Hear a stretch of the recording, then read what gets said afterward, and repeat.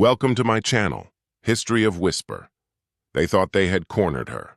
The canyon echoed with enemy fire, tracer rounds carving the air, missiles streaking upward toward the sky. Hidden in their Dugan positions, they waited for the Apache to fall, convinced they had the pilot trapped. But what they didn't expect wasn't just the helicopter. It was the laugh that rolled across the comms, cold, sharp, and terrifying. It wasn't panic in her voice. It was something else. Something that made even hardened fighters freeze. The ambush had been carefully planned. The valley walls funneled her in. The perfect kill zone. On the ridges above, launchers locked in. Rifles braced. To them, the Apache wasn't just a target, it was a trophy. They knew her unit's route. They knew her call sign, and they believed that her end was inevitable. A single pilot couldn't outfly what they had prepared. But they didn't know her.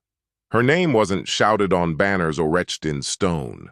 It lived in the silence of briefing rooms, in reports stamped restricted.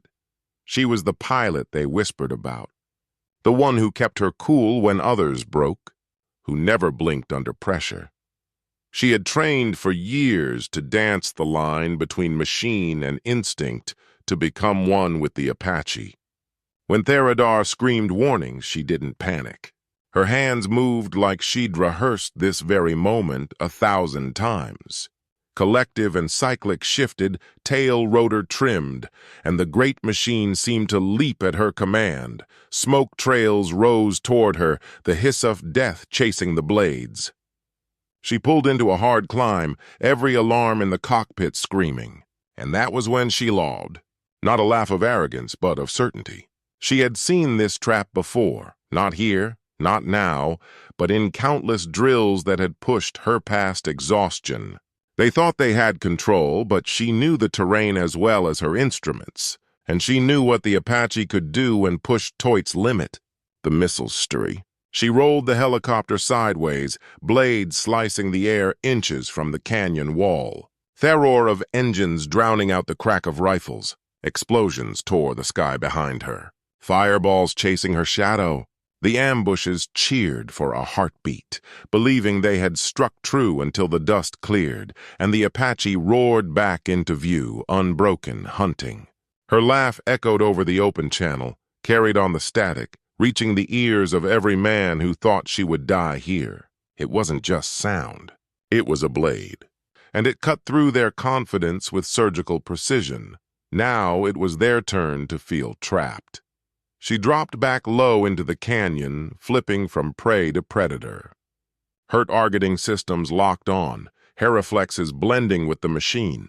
Rockets streaked out in blazing arcs, detonating along the ridges where the ambush had begun. Dust and flames wallowed their positions. Men who had once cheered now scrambled for cover, the mountain itself shaking with each impact. The Apache was no longer a helicopter. It was a storm given shape, a hammer swung with merciless precision, and at its center sat the pilot, steady hands guiding it through fire and smoke, her eyes sharp, her voice calm. Within minutes, the ambush was nothing but wreckage. The canyon that had been their trap was now their graveyard. Silence followed, broken only by the echo of rotors beating the air like a war drum.